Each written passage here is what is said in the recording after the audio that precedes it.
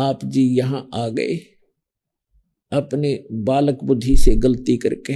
जितने भी चींटी से लेकर हाथी तक, रंग से लेकर राजा तक, देवता ब्रह्मा विष्णु महेश तक, दुर्गा और इस ज्योति निरंजन तक, हम सभी वहां रहा करते थे, सतलोक में रहा करते थे। आपके सभी मकान वहां खाली पड़े, महल।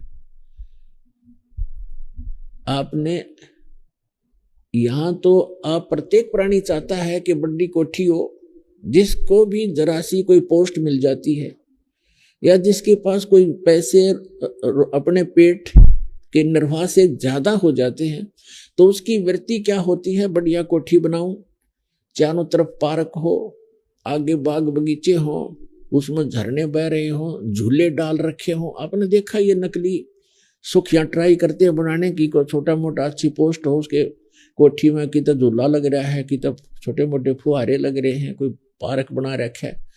तो ये तो है नकली अस्थाई, कल मृत्यु हो जाए ये साथ नहीं चलेंगे।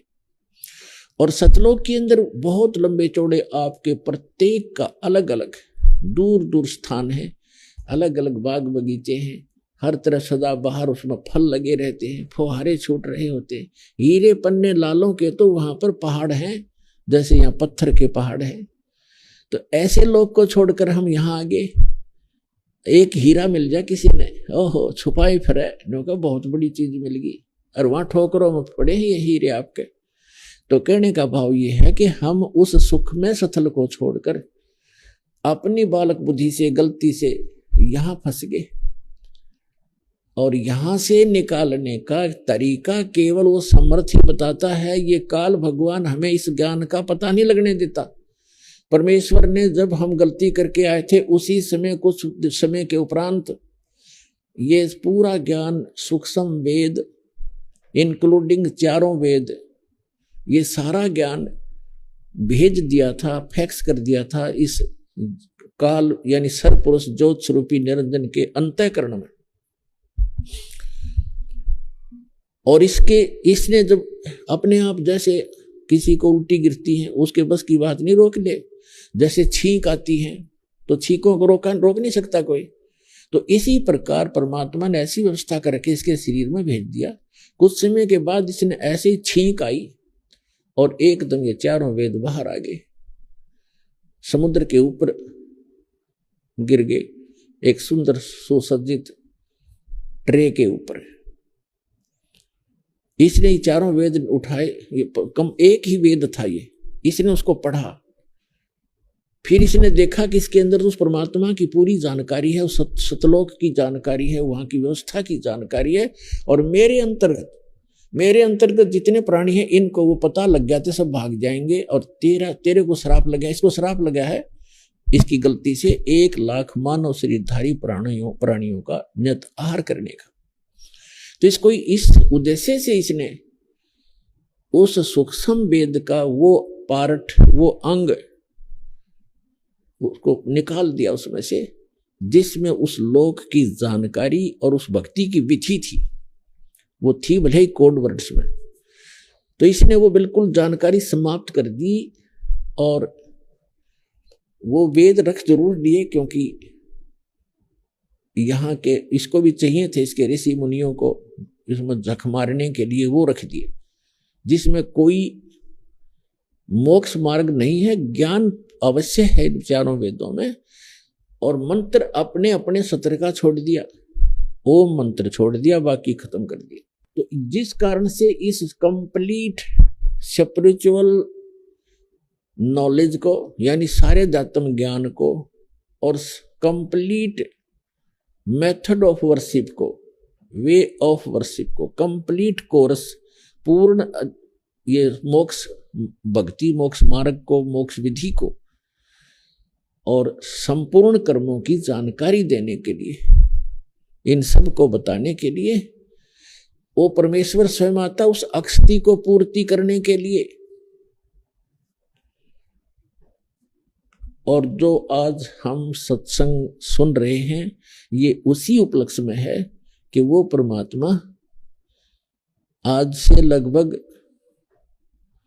600 वर्ष पूर्व सन 1398 में वो परमात्मा सतलोक से अपने निज स्थान से सुखमय स्थान को छोड़कर अपनी आत्माओं के लिए, आपके लिए भटक रहे हैं भगवान।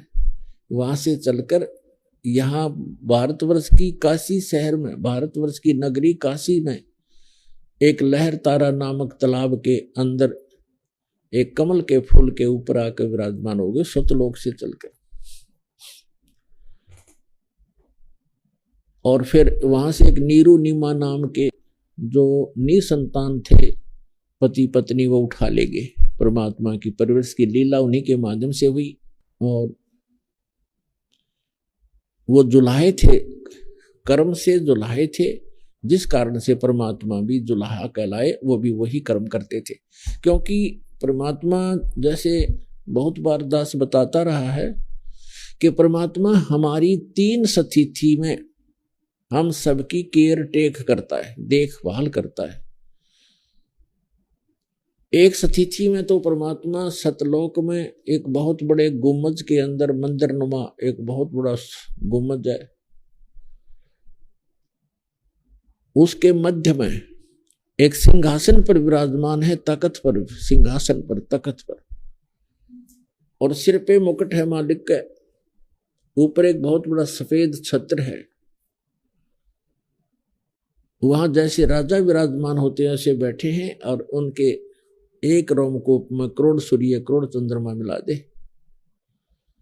इतनी रोशनी उनके एक रोमकूप की समझो, और पूरी बॉडी की कितनी होगी अंडरस्टूड है। एक स्थिति तो वो है, और इसका प्रमाण वेदों में भी है। ऋग्वेद मंडल नंबर 9 सूक्त 1 मंत्र 8 और 9 में, 8 में कहा है कि वो 3 स्थिति के शरीर के माध्यम से परमात्मा आपको संभालता है, धारण पोषण करता है। और दूसरी स्थिति उसकी है कि वहां से चलकर आता है, एक शिशु रूप धारण कर लेता है, अपने रूप को हल्का कर लेता है, शरीर अपने स्वरूप को हल्का करके हल्के तेज पुंज का बना के एक शिशु रूप धारण करके कमल के फूल पर विराजमान होते हैं। प्रत्येक युग में ये लीला करते हैं। वहां से उनको निसंतान दंपति उठा ले जाते हैं। धीरे धीरे उसी व्यवसाय में जिस कर्म को वो करते थे, उसी कर्म को करते हुए परमात्मा हमें ये दिखाते हैं कि परमात्मा पाने के लिए, सतलोक जाने के लिए हमने गढ़े धन की आवश्यकता नहीं है। फिर भी आपके संस्कार में ज्यादा भी है तो उसको सदुपयोग करें, दुरुपयोग ना करो, उसमें भूला नहीं।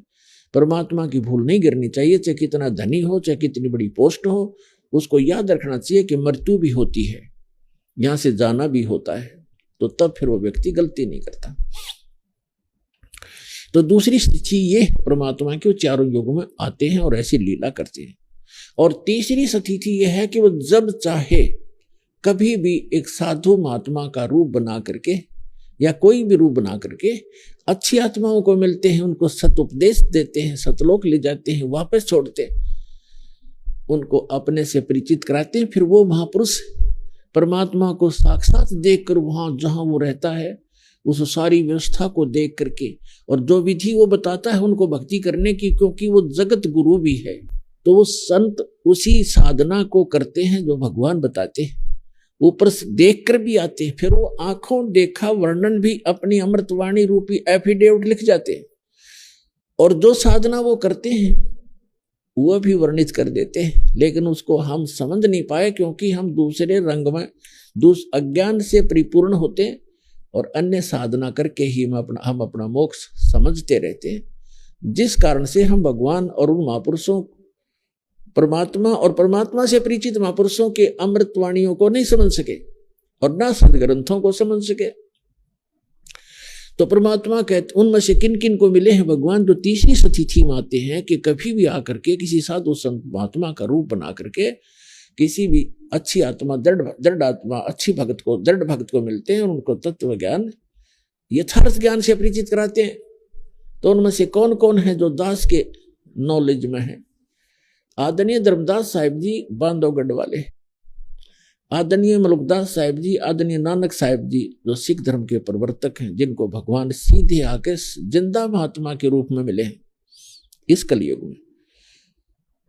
आदरणीय दादू साहिब जी, आदरणीय गरीबदास साहिब जी, गांव छुड़ानी, जिला झज्जर, हरियाणा वाले।